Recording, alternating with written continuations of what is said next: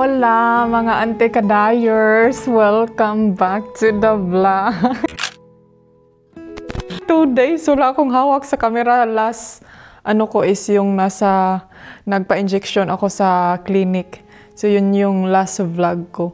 And then yung iba hindi pa na-upload. Pasensya na talaga kayo. But anyway, kumusta kayong lahat? Hopefully everybody is okay. And alam ko na ang daming mga pangyayari natin dyan sa Pilipinas. Tignan nyo yung Di pa man uga. Hindi pa siya masyadong dry. Kahapon, naglinis ang inyong Auntie Kels sa kining, tawag nito kining aming bed. Kasi mga Auntie Kels, alam nyo ba kung anong nangyayari kahapon? Nag-vacuum ako sa kining kining sa Pumba. And then hindi ako nag-expect na ganun siya karami ang dust, yung mga puti-puti. Hindi ko kasi yan normally pero ngayon nung na-realize ko na ang dumi niya dahil parang na-stress ako kahapon. So ang ginawa ko, hindi na lang ako nag-vlog. Nag-focus ako sa aking paglinis kahapon. Kaya meron tayong mga sinampay dito. Alam niyo naman ako na tapulan kay ko dahil manghalay dito sa sampayan. So si asawa, nag-walking na siya. Mamaya mag-walking din tayo siguro. Depende. Charik. Katapulan ba ni Auntie Kels? Meron akong chika sa inyo ha. Saglit lang. Meron akong chika sa inyo pero doon tayo sa magchika sa may tawag nito may umbrella. Naglagot ko sa amo ang wifi kay sige siya kawala. Karon wala na pod may internet, ang gamit namo data. Suko na si Mister. Sabi pa niya ipa-cancel daw niya dai. Pa-cancel niya yung internet namin. Nana siya Hi! Hi, mi amor! Mi amore! Bambirino! Macchiato! Cappuccino! Ang tinarbaho ko is yung sa mga kwarto namin. Yun yung anong tawag nito day? Yun yung nilinis ko kahapon kasi nag-vacuum, nag-change ako ng beddings, tapos laundry ako, nilabahan ko siya diretso para yun na din yung gamitin ba. Meron naman akong extra pero gusto ko lang na yun lang talaga yung gamitin. Medyo weird ko no, so sub 10. So alright mga Auntie kadayers, dito tayo magchika sa baba para may view tayo sa likod. But anyway, gusto kong i-share sa inyo kasi ang daming nagtatanong talaga nito sa akin. I think itong mga nagtatanong sa akin is isa to sa mga baguhan nating mga followers. Welcome to the life of Anis Kayum here in Spain. Living in Spain with a foreigner afam. Charis. So, welcome and thank you so much sa inyong pag-subscribe to me. No, hopefully nga mag-enjoy mo sa ako ang a day in my life. And sa mga nagtatanong, sa mga baguhan, ako si Anis Kayum. Unsa man say mo, missing ka say. Ang daming nagtatanong kung ano daw yung sakit ko, anong klaseng sakit meron ako. Kasi siguro nakikurious kayo sa aking gamutan style, no? So, ang sakit ko mga Auntie Kels is meron akong ASD. Meron akong pulmonary hypertension. So, galing ang cause is doon sa aking heart and then napunta sa lungs. So, kung ang doktor lang talaga ang tatanungin is very, it's very risky and it's very complicated. And then, they are trying to make my life easy. Kanang, dili ko ma-pressured ba. That's why I'm trying to live my life not through pressure. Charing. Bitaw mga Auntie Kels, oy. Minsan, mafe-feel ko talaga yung pressure. Minsan, mafe-feel ko yung kanagaling feel nga, I feel like I'm lost. I feel like napakayay ugma. Kanang ngayon na mga bagay na dapat hindi natin yan iniisip, lalo na pag may mga sakit tayo, di ba? Shout out sa mga may sakit dyan na lumalaban. I'm here for you also. And yun. And then meron akong gamot na para siyang insulin na idikit sa yung ano. Kita nyo ba yung kapatid ni Ibana? Parang ganun siya. Ganun yung gamutan ko na style. Pero ang gamot lang na nilagay sa pump is different. Hindi siya pang diabetes, syempre. Kaya di maka-diabetes tayo. Yung tinitira nitong gamot is yung sa pulmonary hypertension ko para mabalance yung blood ba. And then, ano pa ba? I'm sure na may makikurious na bakit hindi ka nagpa-opera, is nasa Spain ka na, everything, so on so forth. Hindi ako makaano mga Auntie Kels kasi sila yung nagdesisyon eh. Although last 2 years ago, yan na yung, alam mo yung, hinada ko na yung sarili ko ba na if ever na maoperahan ako, if ever ano man yung decision ng hospital is go. Pero ang nangyari is, hindi sila nagdesisyon na operahan ako. Yun yung suggestion ng hospital sa akin kasi meron daw silang nakita na something very mag-complicated daw if ever na operahan. So, di man ta doktor day. So, ang atong buhaton, magpuyo ka diha kay pasyente ra ka. So, nag-follow to the doctor. Jud tano, alangan mag-insist nga doc, sirad na ako kasing-kasing diha. Lain sad. Butangan na tong twist daya. Kay lain, seryoso na kay taan itong mga kasakitan na rin. So, moto na ako'y feelings nga, parang feel ko nga happy ko. And then, meron din akong feelings na, ay, uy, kanang buhi pa kataan. Hindi ka na yung feelings na yung na. Kaya, syempre, ang sabi kasi ng doktor na hindi ka maoperahan, pero may good thing, may good news. Meron kaming gamot na in short, diretso, ano na eh. What na zigzag, left and right. In short, maka-extend sa imong life. Lima ka-extend, ha? Kana pa lang na kayo. Yan pa lang na words, parang nasabi ko na talaga sa sarili ko, sa ato pa dayog, di gina na ako ni i-grab opportunity, di gini ma-extendan akong life, o di ba? So, sabi ko sa aking sarili na, if na-adjay way, ako manigin ko na, if there's a way, sabi ko nga, sige, kung maudyo na ang ilahang incest para sa ako, wa man kay choice day no, guys, pasyente ra ka. So, ang akong, isa rin dyan akong ikuan, unsaon man, ano ang gagawin ko, ano ang mga move na gagawin ko. So, isa lang yung hiningi nila sa akin is yung about sa, yung gamot na ibibigay nila sa akin, it's not that you can buy in the pharmacy. So, hindi siya klase na gamot dahil na paracetamol, biogesic.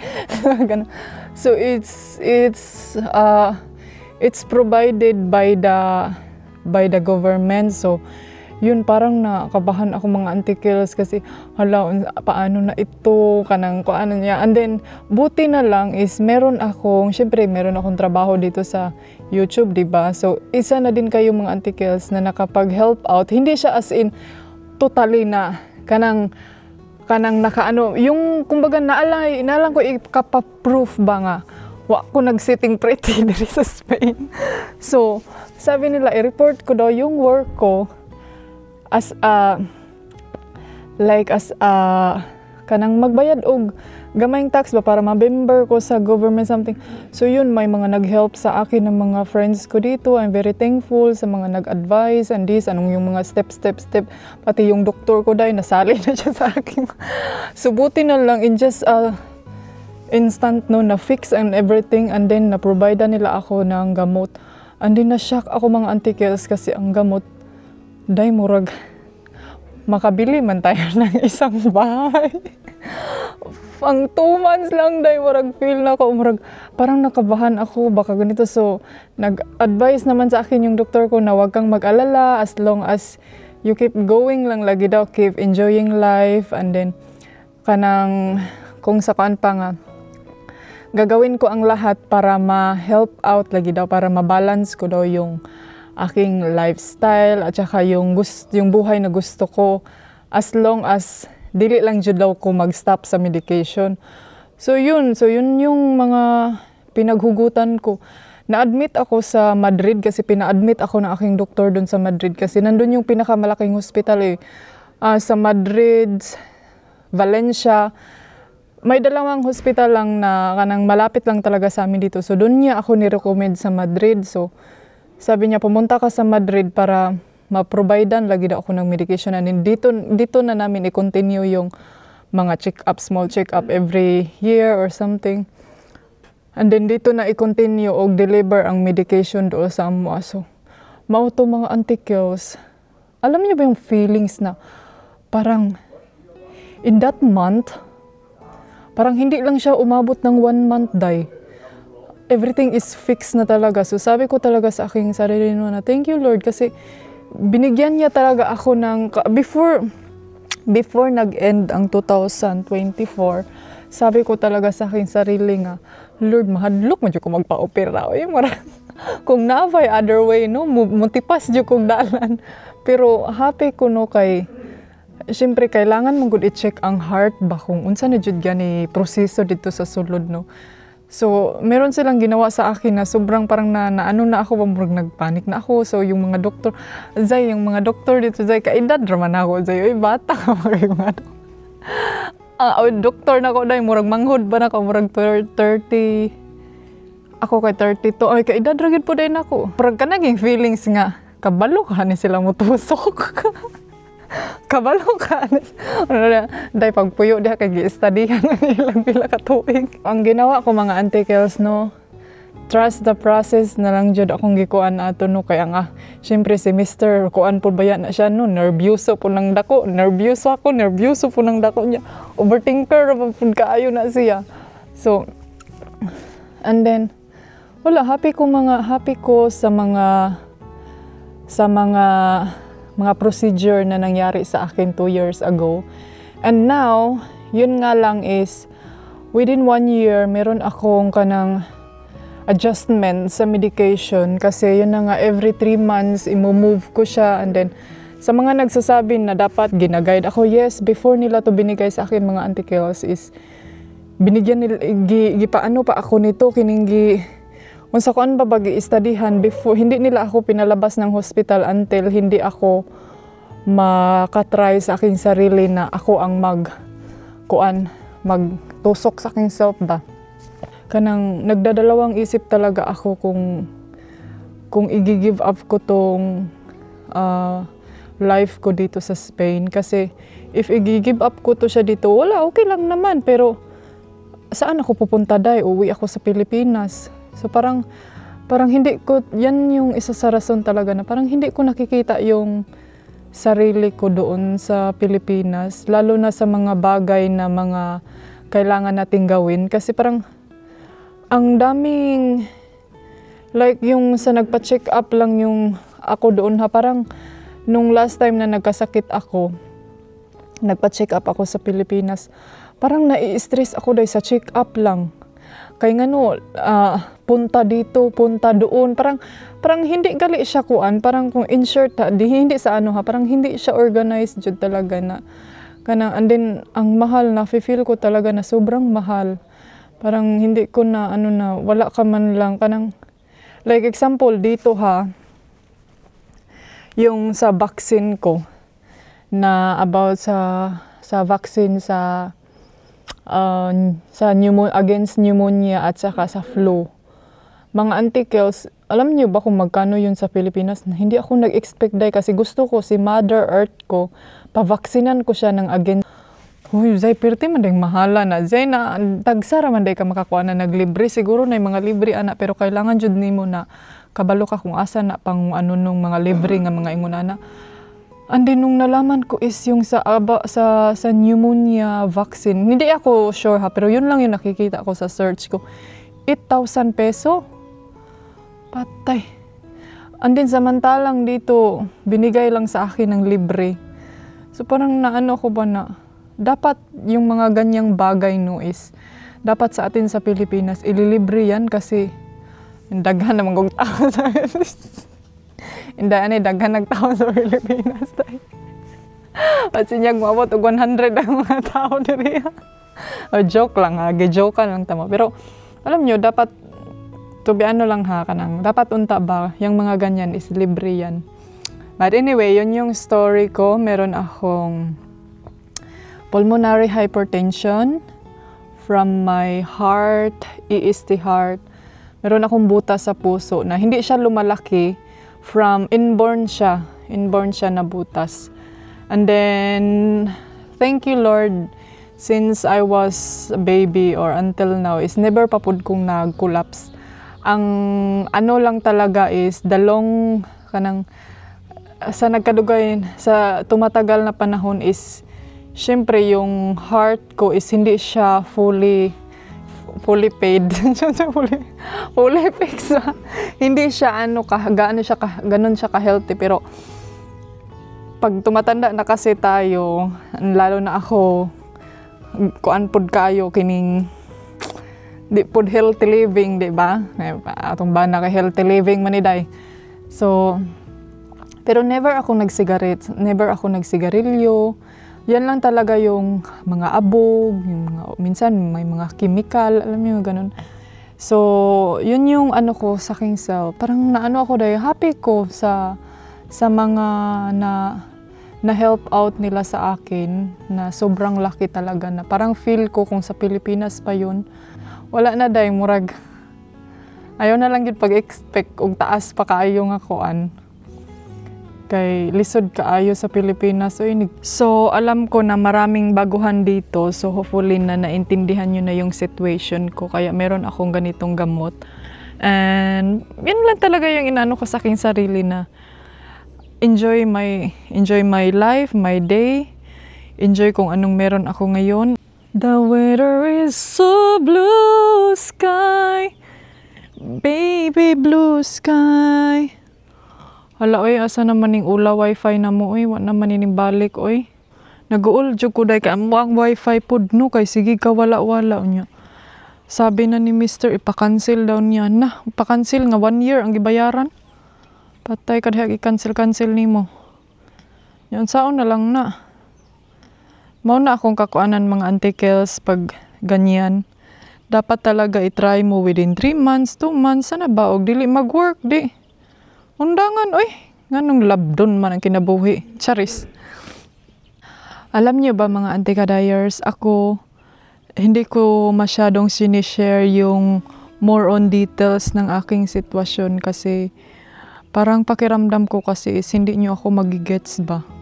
Lalo na yung minsan yung emotion ko na meron tayong emotion na hindi natin makokontrol. Lalo na yung feelings na nagsabay yung monthly emotion ninyo. Okay lang sana makisabay din yung monthly nga sahod, no? Okay. Monthly emotion nyo tapos makisabay pa yung emotion ng aking itong gamutan ko. Parang dyan talaga ako kanagaling ma-breakdown ba, murag ma-breakdown ko dahil na parang I need someone to hold me. Kanta man na antikadayers, oy, kinanta man yarn. Ito, ganyan yung pakiramdam ko minsan. Yan yung mararamdaman ko minsan. And then, alam niyo ba kung ano yung way ko na para makontrol ko yung sarili ko dahil inaaway ko yung asawa ko, tapos ang sasagot niya sa akin, ginugo ra ka ng hindi niya kasi ako makontrol pag-aatake na yung ano ko sa aking sarili, kanang feelings ba nga murag dili siya feelings dahil nga kanang mura na kagpadong mabuang dili ngunana grabe po mga antikels to kanang galing bisig makaingon ba depressed na mis antikadayers dili kanang feelings nga so kaguyod magbangko nang feelings dahil nga kanang nagali mo sa too much pain nga wala mo kabalo unsay buhaton ninyo nga kabalo naman jud ka di ba para nang sakit imong ulo inom kag paracetamol and then kabalo jud kay ini na mo sakit jud imong ulo. Di ba? Kanang galing na naka sa point nga maghulat lang jud ka nga maulian. Ana gani. Mo na ako ang kuan sa akong self na every time maglipat ako sa aking gamot. Pero syempre 2 years na ako nito, no. Ang ginagawa ko lang talaga dahil is dinidistract ko yung sarili ko. Yan yung parang nakikita ko, yan yung key? Yan yung, kumbaga, yan yung parang susi na nakikita ko na, ganito lang pala. I-distract ko yung sarili ko para hindi ko ma-feel yung pain. Pero dahil ma-feel gihapon dahil, kaya kanaging feelings nga, mura ka gipa ako glampinig, ganang buyog yun ba? Muna na yun siya dahil kangut-ngut. Pero tolerance lang naman. Actually, may mga gamot, may mga pwede kang inumin na, aday. Mga cream na pwede nimong ilumin na, meron. Taghan. Pero ako, kung pwede iwasan ko talaga dahil lalo na pag hindi ko na talaga kaya, yan, iinom ako ng gamot. Pero pag feel ko na kaya pa, ay katogran ako dahil kay itulog ko lang yan kay hindi din kasi maganda na lagi kang umiinom ng painkiller. Hindi din siya maganda na hindi din siya maganda na lagi mong ginagamot yung pain kasi what if time will come, na kay pang cream din, hawa na kay pang gamot di. Ang gusto ko din is ma-feel ko yung pain kung gaano ko siya ka-tolerance, kung hanggang saan ko ba siya makakaya ba. Yan din yung nasa isip ko na. Ambak na sa imo.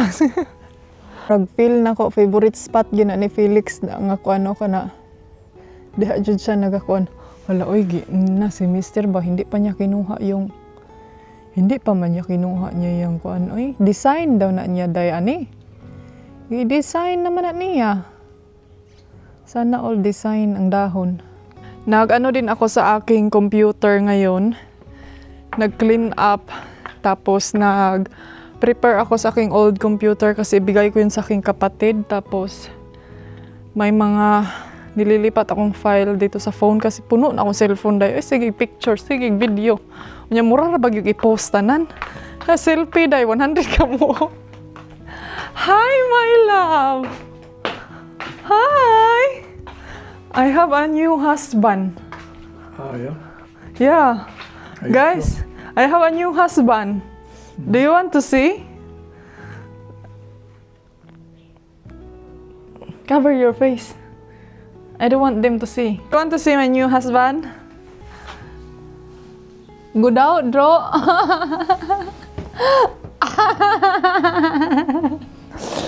Smile. Nagbutang ka gimuno lang. You didn't put. Why you didn't put? That's what I wanted to say. Uy, klaro ni si Abby. Na-fix na niya yung ano niya. Na-fix niya yung teeth niya. Look at your wife. It's so beautiful.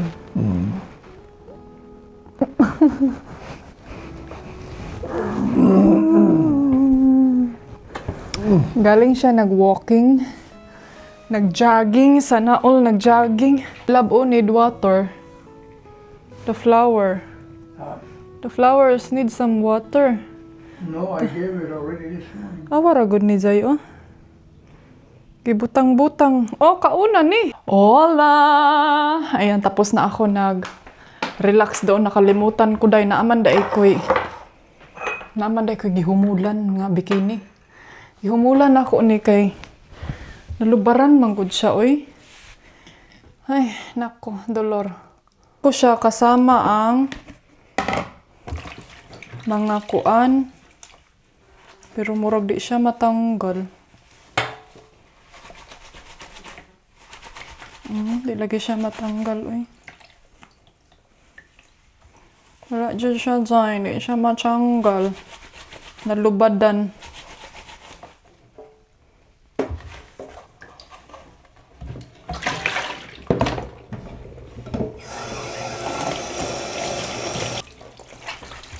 Nalubadan siya, oy, di man siya matanggal. Unsa may tambal? Tambalan naman yung lubad. Ay, dalon. Kaya ang plano ko sana, pag di ni siya matanggal, ay, meron naman tayong ano dun sa Pilipinas, no? Natay Zunrox dito na nato ni Zunrokan.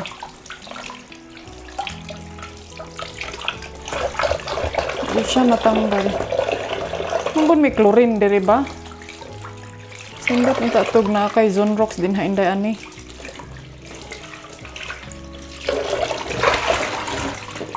So, ayan mga antikels, gagawa na lang ako ng coffee kasi nagtak-ang ko og rice. Nagluto ako ng rice day tapos ito kakainin ko itong leftover na chicken kahapon. Initin ko yan tapos while nag-waiting tayo, mag-ano tayo ng coffee. Okay, coffee is life man ta.